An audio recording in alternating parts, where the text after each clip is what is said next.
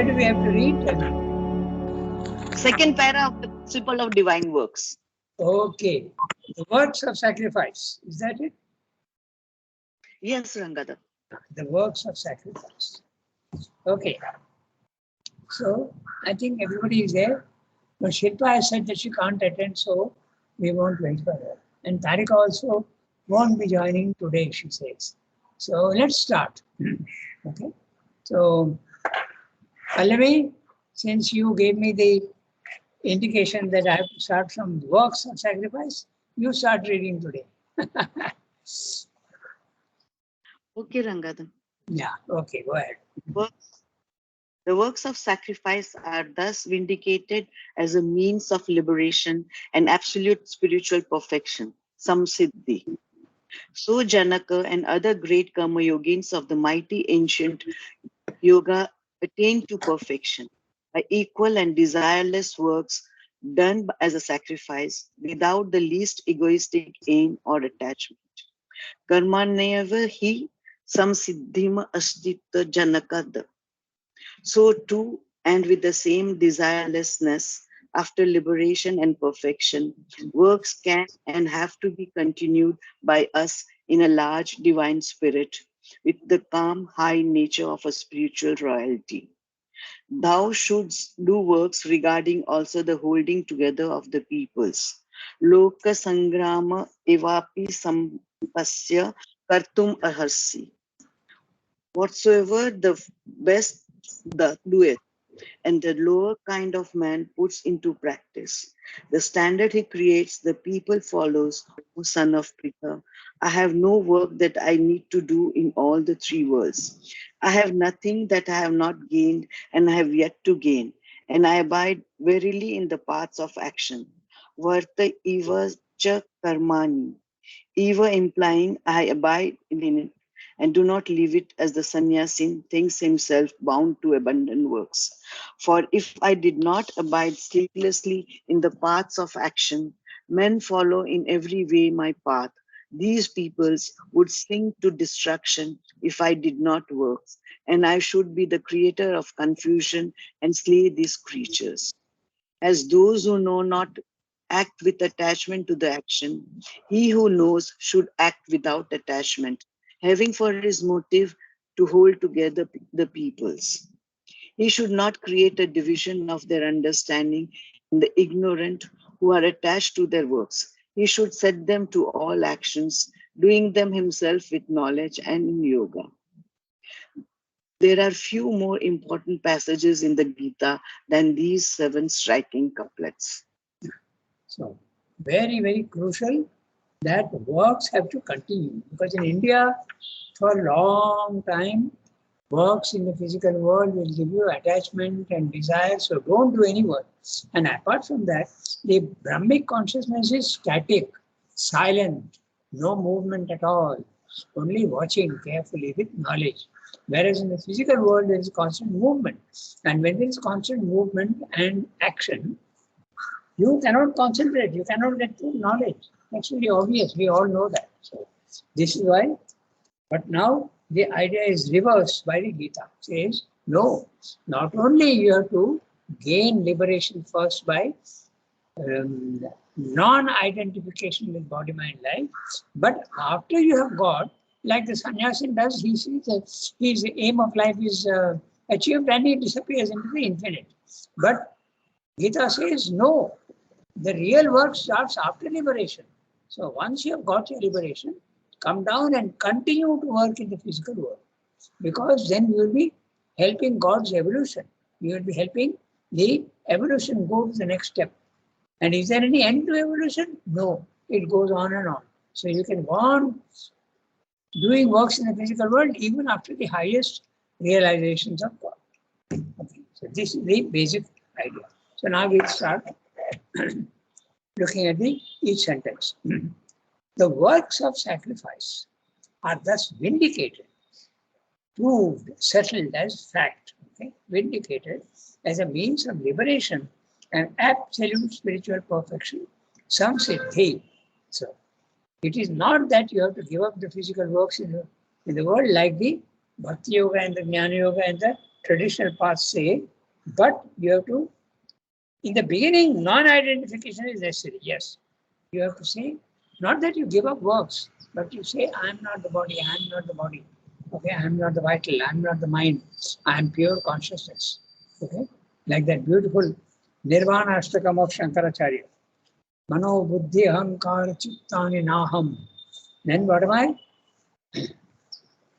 Chirananda Rupa Shivoham Shivoham.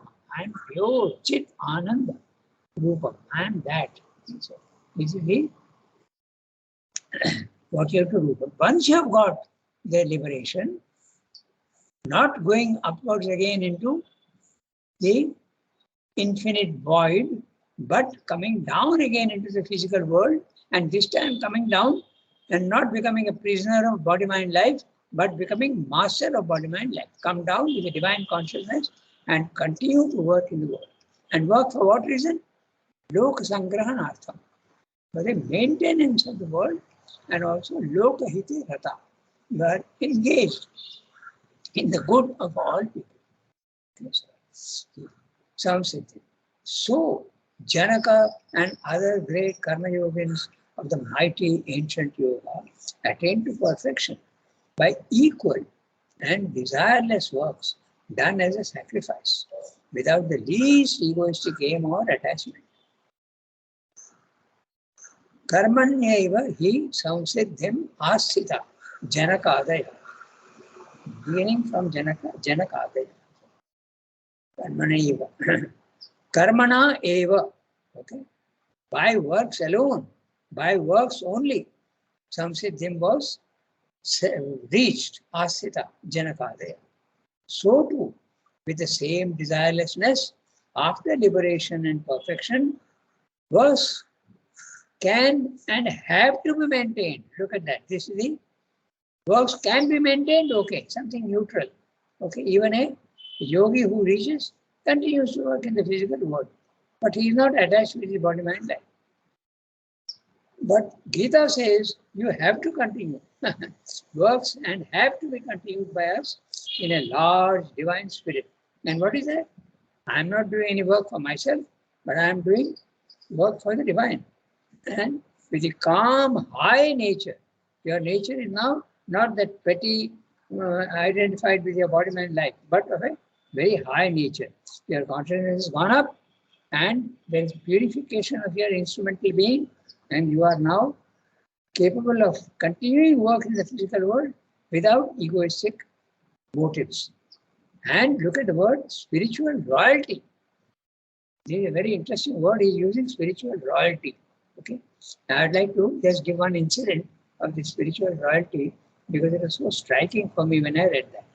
Okay, we all know that Raman Maharshi was not doing the Gita's work in the beginning. Okay, so that also is a very interesting story. I'll tell you. So he came from Madurai after he was 16 years old. He had just gone to college, but he gave up all that and came to Tiruvannamalai after a lot of mistakes and struggles, and finally settled in the temple. There is a temple in Tiruvannamalai, and he used to sit in some sort of underground cellar-like thing. I've seen that place. He used to sit there and meditate constantly, and not even dress. He used to only wear a kaupin. And when he was hungry, he would go out after 2-3 days of hunger. He would go out and beg his food. No dish, nothing, just his hands like that. Okay, and people would pour gruel, okay, rice, rice and all that. He would just eat like that and go. So afterwards, much later, when he was recognized as a Mahayogi, okay, he was asked by somebody, didn't you feel ashamed?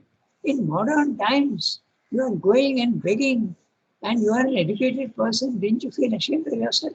Was there no shame? Then he replied in this fantastic way, not at all. I was a king, I was an emperor. I am referring this story to you because of spiritual discipline, using the word spiritual royalty. It's not the clothes that you wear and the food that you eat and your education, not at all. You are a spiritual royalty, even without clothes. It reminds me of Sriram's one line in his poem. Even in rags, I am a god. A very small four-line poem, and Mother has recited those. Fantastic. So even in rags, I am a god. So look at that spiritual royalty. So you don't need wealth and richness in the physical world. You can be spiritually royal.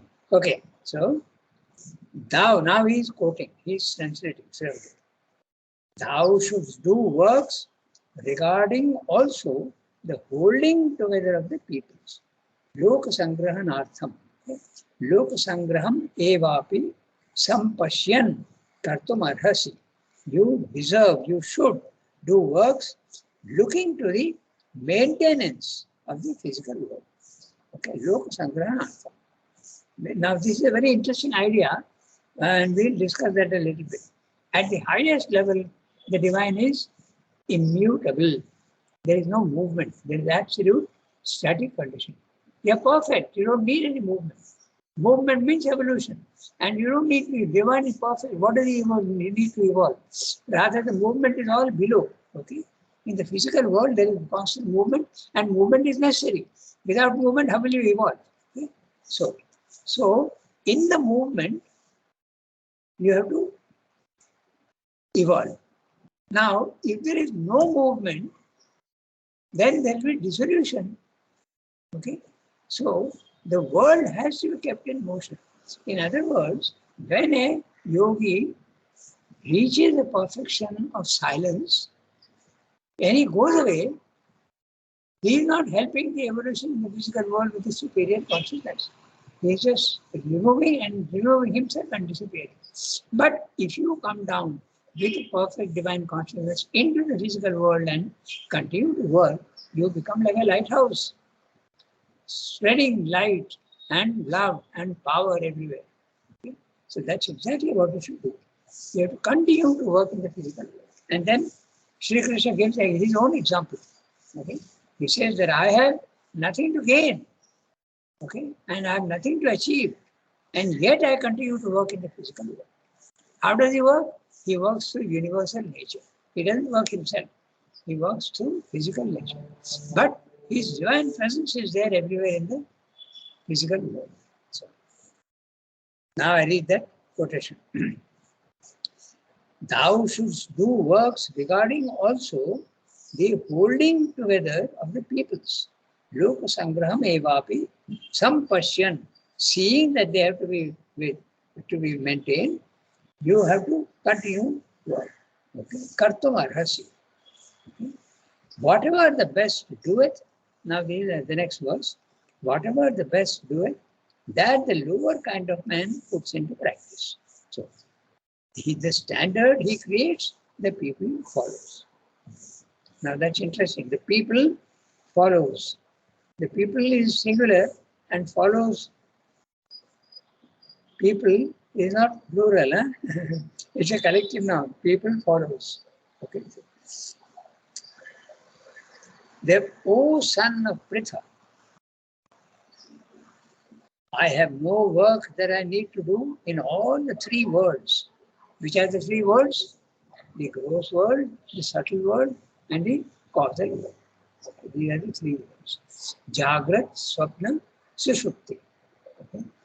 Or you can use Sanskrit words also. There are words there.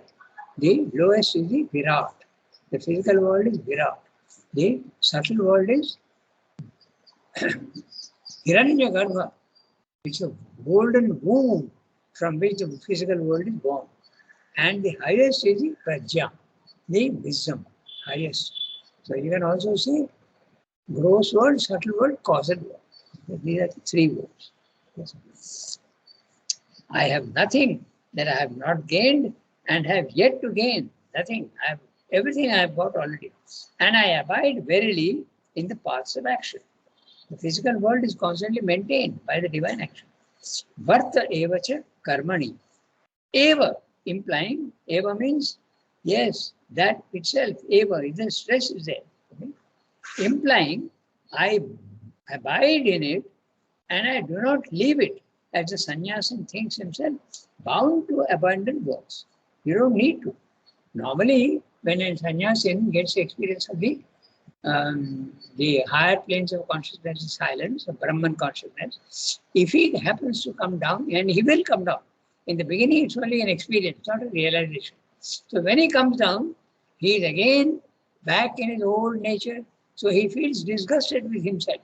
And he is, from that point of view, he is justified in saying, I don't want this, I want to remain only up there.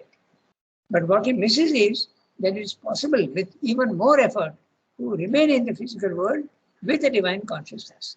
That he misses. Okay? He takes the easy way out, but there's a more difficult path. For if I did not abide sleeplessly in the paths of action, when follow in every way my path, these people would sink to destruction. And if I did not work, and I should be the creator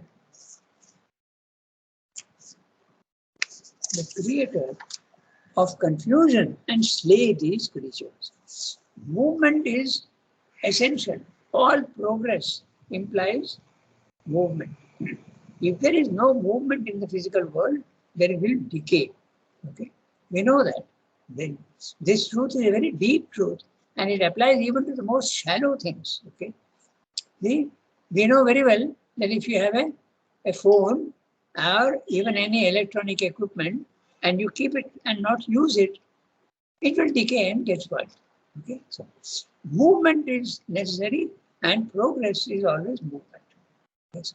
So if the divine did not work here, and if a yogi who is supposed to be superior did not do any work, then the others also will follow him, and they also won't do any work. But they are not ready for that kind of action. So then there will be confusion and they'll be destroyed. So that's what he said. As those who know not act with attachment to the action, he who knows should act without attachment, having for his motive to hold together the pieces. So this is the difference. The sannyasi doesn't even want to come down to the physical world, but if you come down to the physical world, don't go back to the old habit of egoistic attachment and desire. Be free of all these three things. That's what he said. And continue to work in the physical world. He should not create a division of their understanding in the ignorant who are attached to their works. He should set them to all actions, doing them himself with knowledge and in yoga. Let the others continue to act, even if it is in ignorance and attachment. But if you tell them not to act and is on a non-action is superior to action, you will confuse them and they'll get destroyed. Non-action is useful only when you have the knowledge. But if you are in ignorance, non-action is deadly. It is fatal. Okay? That's what he said. So that is the reason why he says finally, there are few more important passages in the Gita than these 7 striking couplets. And we know very well that those 4 yoga is integral yoga. He says you have to continue to work in the physical world and use other methods, but not static methods, like sitting in meditation and not wanting to do any work in the physical world. No. Mother used to always insist that everybody should do some work. She was not very much in favor of non-active meditation. Of course, she never said that don't meditate. She didn't say that. But she would always send people for work. So this is the passage that we have just now read. You have to continue. So in the integral yoga, you have to continue to work in the physical world, and through works. In the beginning, when you are in ignorance, through works, get liberation. The others are opting for the other path, non-work. They don't want to do work and get liberation. Okay, fine. So there is not finding fault with it. But this is better, because when you are doing meditation and you get liberation, the moment you come down to the physical world, you are back to your old nature. The desires come back, the attachments come back, the imperfections come back. But if you are constantly doing work in the physical world and you are get liberation, that liberation becomes part of your life So you are not falling anymore. Okay, you are not falling anymore. Even the nature gets transformed. That's why karma yoga is superior to jnana yoga in that sense. The results are much, much wider. Okay, so let's go to the next Ranga, one. Yeah, tell me. no, Yes, sir. if we have liberation through works, Yeah, how does it help other people? I mean, it will help me personally, but how does it help other people? because you are setting an example that those who are ready for spiritual life and think that the jnana yoga path is correct, they'll be mistaken if they are not ready. So those who are doing normal works, okay, you have to set an example that not running away from the world, but doing works in the physical world is necessary. Even in the beginning, if you are ignorant and you are got attachment and desire, do the works in the sense of karma yoga. Do it as a sacrifice. Don't give up works. He's saying that the karma yoga path is better than the jnana yoga path. That's all. Okay. It will help the others not to have confusion. That's what Siddha is saying. Rather, the Gita is saying. And Siddha is in full agreement with that. Okay. So, the result also justifies the philosophy. The result is that you continue to do physical works and all, but since you have done it for the Lord and not for yourself, attachment disappears. Desire also slowly goes away because you desire things because of your ego. But if you are doing the works not for yourself but for the divine, slowly the ego and desire fritter away. They slowly melt and disappear. That's what self is. Okay, so let's read the next one. It's about slightly smaller than one page. We have got time. So who will read? Oh, Kiran has also joined. Okay, I thought she was. Good morning, Kiran. You're back in Nashik. Okay, so who will read? Good morning, Agada. Yes, in Nasik. Are you in a Yes, condition to read, Kiran? yes, I can read. Okay, then you read the para, but let us Okay. clearly understand. Yes.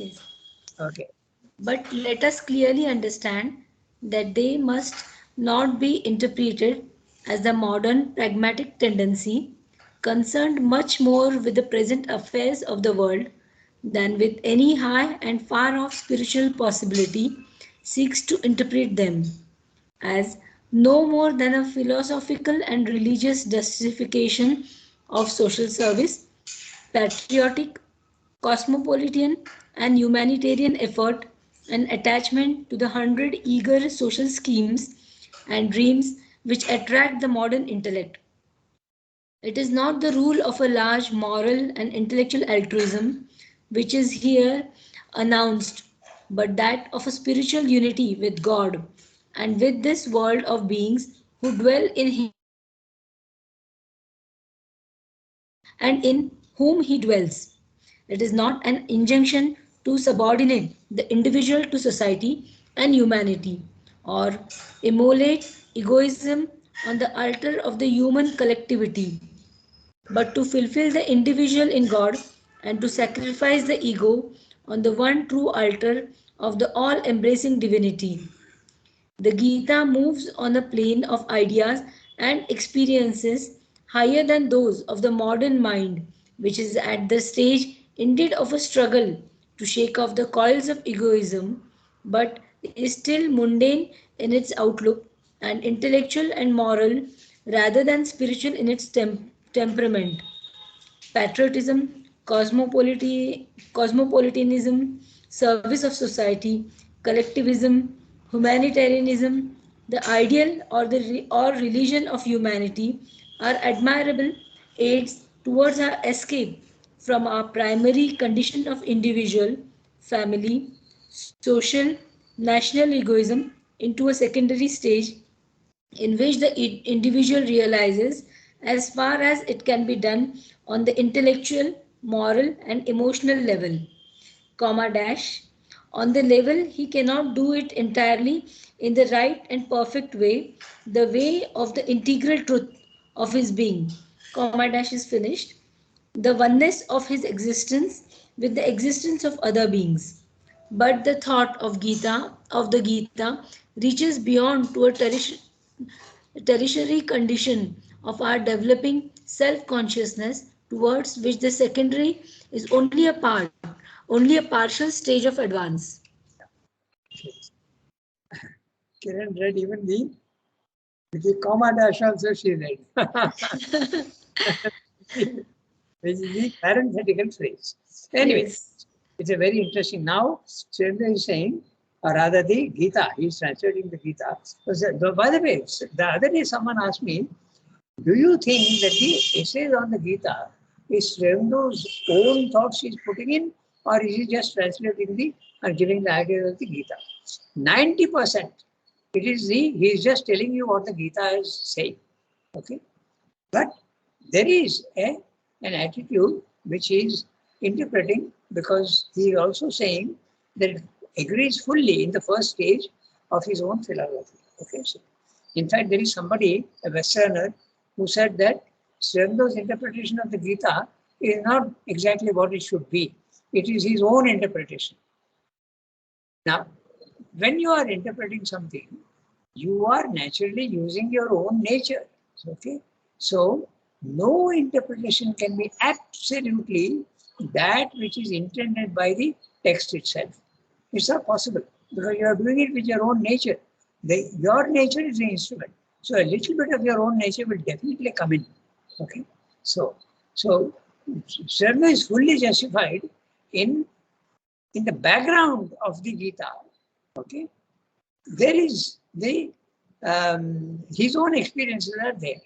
But certainly you cannot say that he is misinterpreting the Gita. That's what the Western critics said, but that's absolutely wrong. Okay? It is certainly what the Gita is saying. In fact, he brings out more accurately what the Gita is saying than the others. Many of the others are misinterpreting and saying Gita is only Karma Yoga, Gita is only Bhakti Yoga, Gita is only Jnana Yoga. They even tell you how to sit and your posture and where to sit, how to sit. So it is Jnana Yoga. But that's not true at all. It is synthetic. It is giving you all. Many of the slokas are describing Jnana Yoga, but many are describing Karma Yoga, and many are describing also Bhakti Yoga.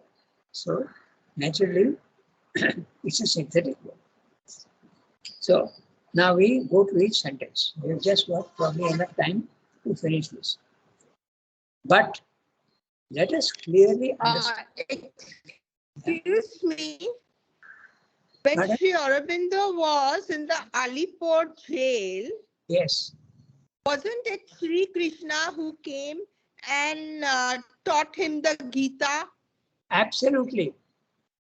So obviously, his interpretation of the Gita would be the most correct, no? Because the author has told him what to do.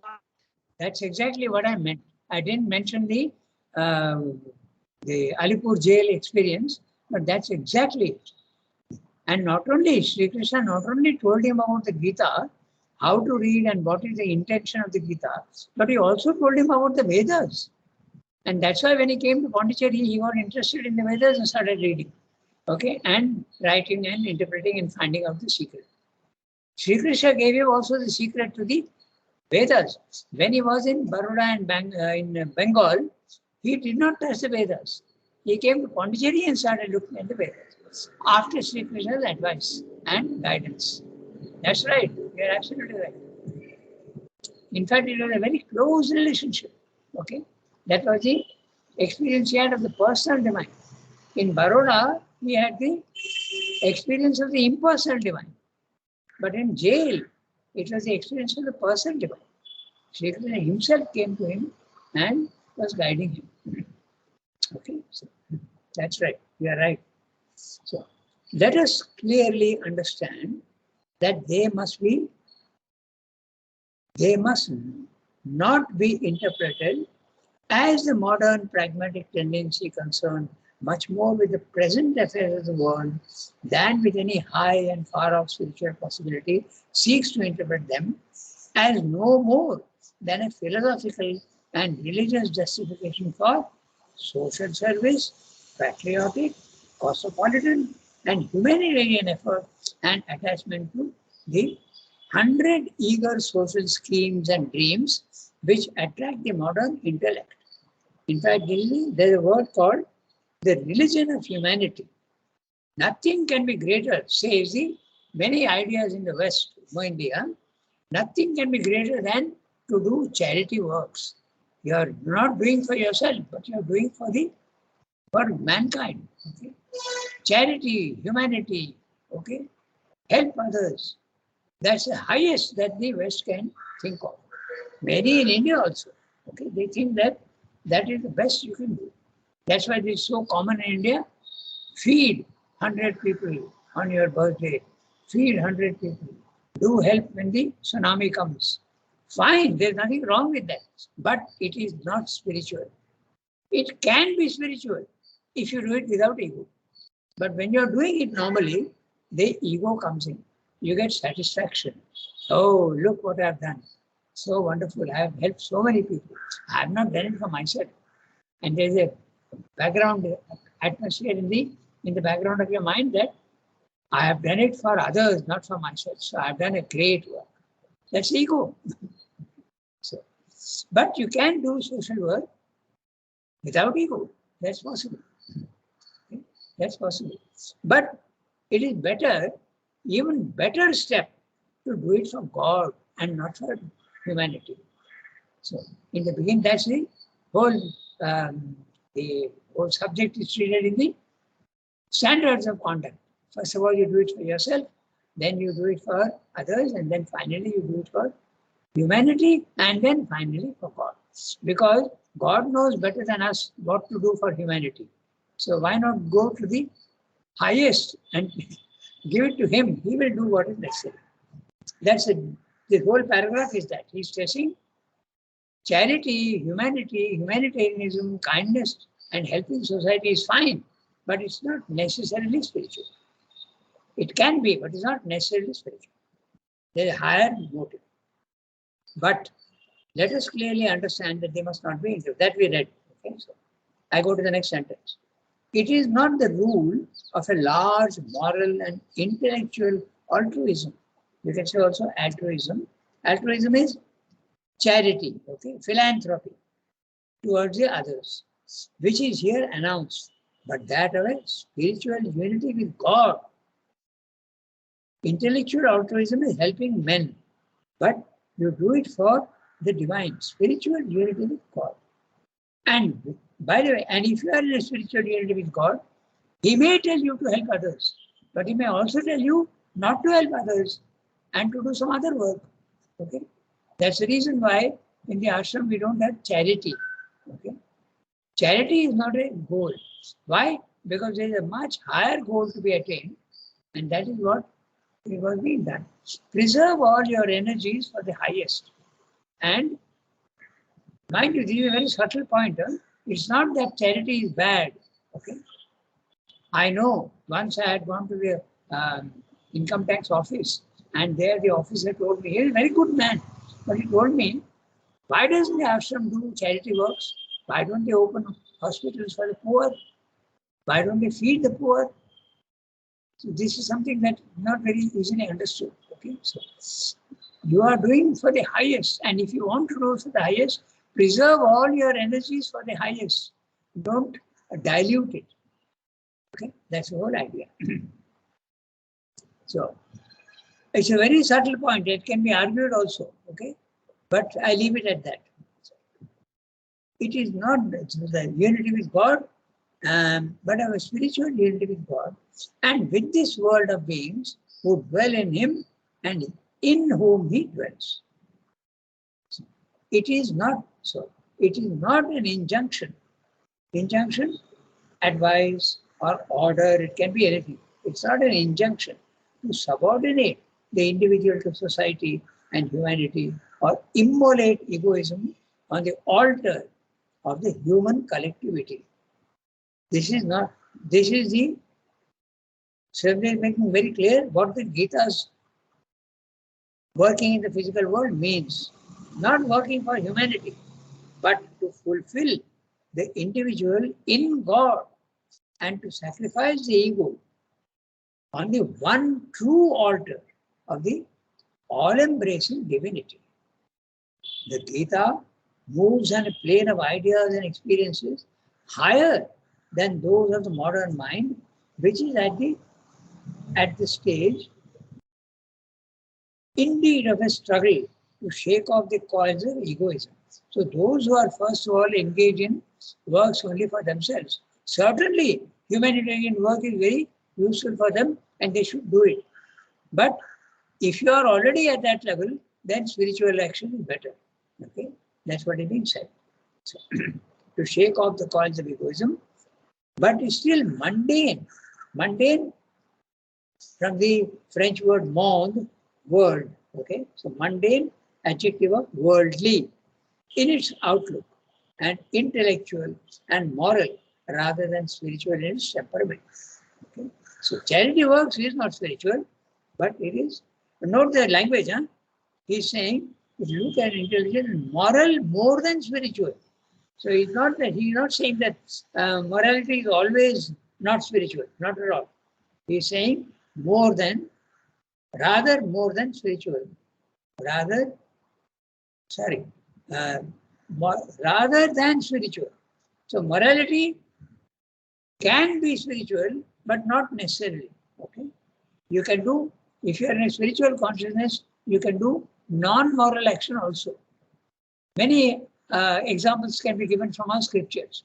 Okay, Rama killing Bali, but standing behind somebody. Okay, so they will say, "Oh, you are cheating." So that's a moral idea. But in spiritual idea, you can give many examples of like this. Okay, or even the Yudhishthir, okay, telling a half lie. Okay, so that's a moral thing. But the intention is something far greater than that. So morality is not necessarily spiritual, but it can be spiritual if the divine orders you. But if the divine orders you to do charity works, fine. But if the divine tells you don't do charity work, do some other work, that's even better. Okay, so that's the whole point. Patriotism, very noble. Cosmopolitanism, very noble. Service of society, collectivism, humanitarianism. Okay, the ideal or the religion of humanity. This word is very often used, religion of humanity. Don't go to religion of the church and the mosque and the temple. No. Do the religion of humanity. Help others. Be more practical. It will be something very useful. This is the religion of humanity. This is the normal idea in the West. Are admirable aids.